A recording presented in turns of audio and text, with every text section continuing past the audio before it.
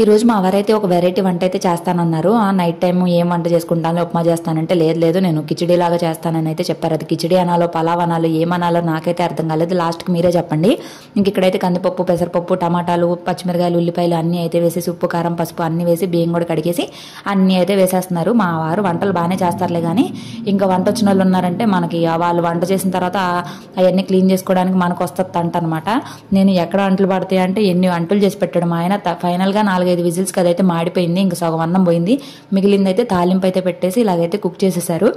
ఇంకా అన్నం కూడా ఉండుంటే మాకైతే హెవీ అయిపోయింది అనమాట. ఇంక ముగ్గురికి సరిపోయింది. హవికి కూడా ఇదే పెట్టేశాము. టేస్ట్ అయితే మాత్రం ఎలా ఉంది ఏంటి అనేది మీకు లాస్ట్లో అయితే చెప్పేస్తాను. ఇంక మా వారైతే చూడండి ఎలా నవ్వుతున్నారు. నేను ఎక్స్ట్రా గిన్నెలు చేయొద్దంటే గిన్నెలు చేశారని నవ్వుతున్నారనమాట. ఇంకా వేడిగా పొగలు కక్కే అన్నం అయితే ఫస్ట్ మా వారికి అయితే పెట్టేస్తున్నాను. తర్వాత నేను తింటాను. ఒకరి తర్వాత ఒకరి మీద తినగలం కదా. టేస్ట్ మాత్రం అదిరిపోయింది. ఫస్ట్ మాత్రం ఎలా ఉందంటే కొంచెం ఓవర్ యాక్షన్ అయితే చేసి చెప్పాను. బట్ టేస్ట్ మాత్రం చాలా ఎంతైనా